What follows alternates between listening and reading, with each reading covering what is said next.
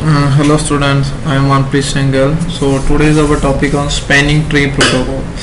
तो एक हमारा लोकल एनवायरनमेंट है, फॉर एग्जांपल उसमें है 23 पीसीस एक स्विच के साथ अटैच हो सकते हैं। तो क्या होगा, हमारा एक मान लो हमारा एक बड़ा नेटवर्क है, लोकल एरिया नेटवर्क है। तो उसमें हमने क्या किया, मल्टीपल स्विचेस यूज की।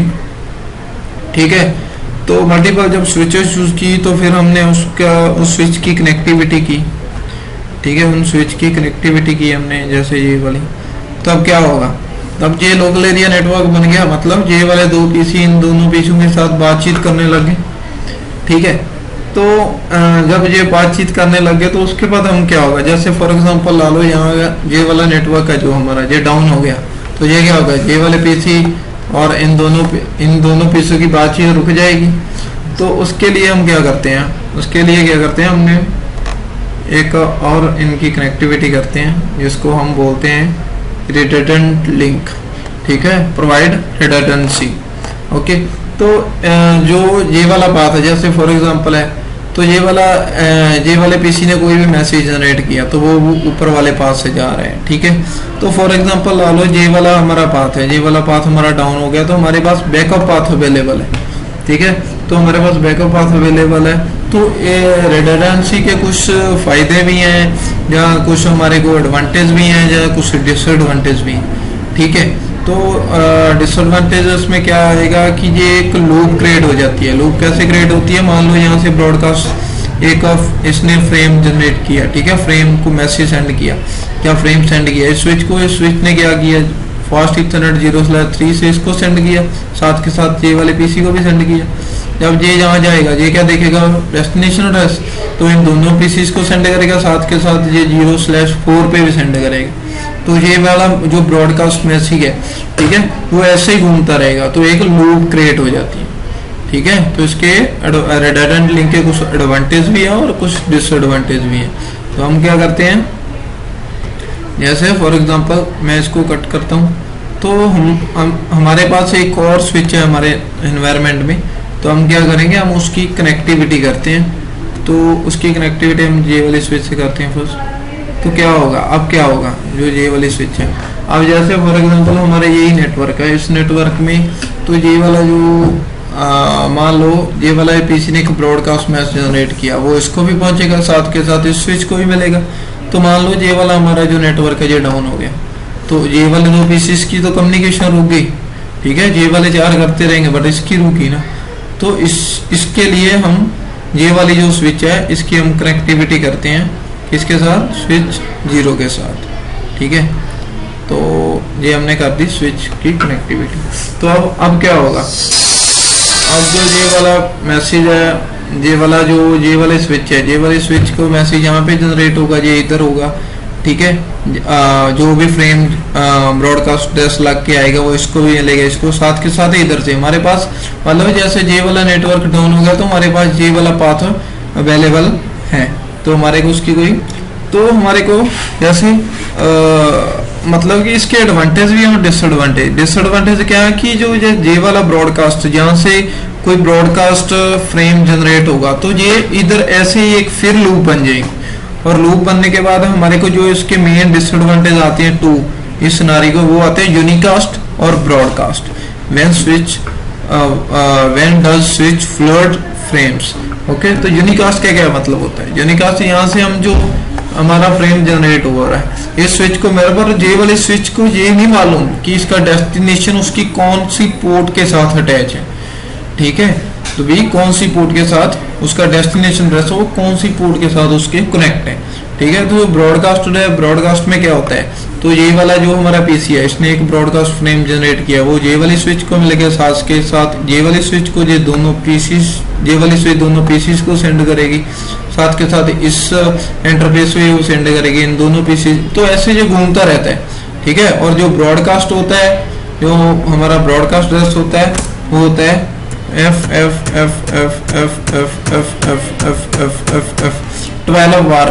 ये होता है हमारा ब्रॉडकास्ट एड्रेस।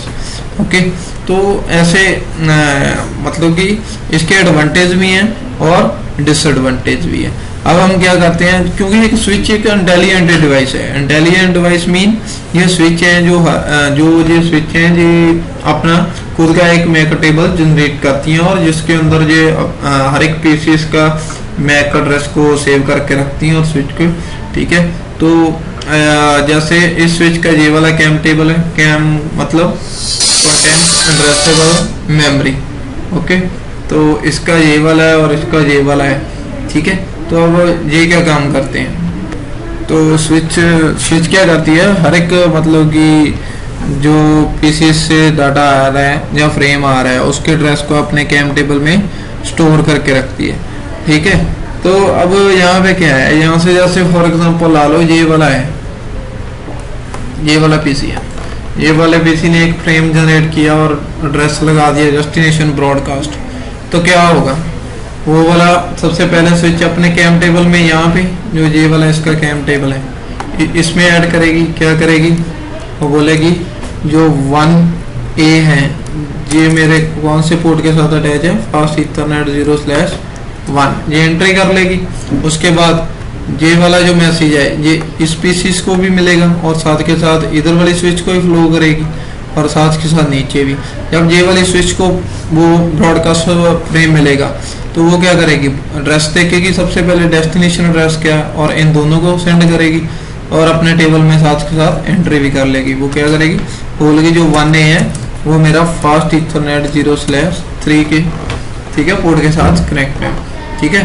तो अब ये क्या होगा, जब इसको मिलेगी ये अपने कैम टेबल में एंट्री कर लेगा कि जो 1A है वो मेरे फास्ट इथरनेट फास्ट 0/4 के साथ, ठीक है।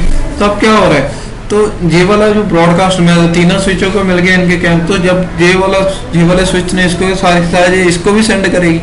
तो अब क्या होगा, जब ये इसको सेंड करेगी तो ये अपने टाइम टेबल में देखेगा ये तो 4 है, तो जब ये इधर से अपडेट आ रही है तो अपने कैम टेबल में चेंजेस कर लेगा। वो बोलेगा जो 1A है वो मेरे पोर्ट नंबर 03 से, ठीक है, भी इधर से मेरे को कनेक्ट है इधर वाली पोर्ट से। तो जब ये वाली स्विच को यहाँ पे मिला तो ये इसको भी सेंड करेगी। तो ये क्या बोलेगी, भी जो 1A है मतलब कैम टेबल में चेंजेस होती रहेगी, जैसे जैसे जिस पोर्ट से वो ब्रॉडकास्ट एड्रेस मिलेगा वैसे वैसे चेंजेस होती जाएगी, ठीक है, 4 में। तो अब क्या होगा, तो इसका क्या मतलब है, ये ऐसे ही एक लूप क्रिएट हो जाती है और हमारा एनवायरनमेंट है जो वो बहुत ही वीक कर देती है और कई बार तो जो ज़्यादा लूप क्रिएट हो जाए तो हमारा नेटवर्क क्रैश भी हो सकता है। तो इसकी 3 प्रॉब्लम आती है। वो 3 प्रॉब्लम कौन सी है, MAC table stability, broadcast strong, multiple frame copies. अब मैक टेबल स्टेबिलिटी का मतलब मैंने अभी बताया आपको कि जैसे ये वाले स्विच ने ब्रॉडकास्ट किया था तो ये वाला इस पोर्ट से भी इसको मिला और इस पोर्ट के इधर से ही मिला। तो उसके बाद जब ये वाली स्विच ने इसको सेंड किया तो इसने अपने कैम टेबल में चेंजेस कर दी थी।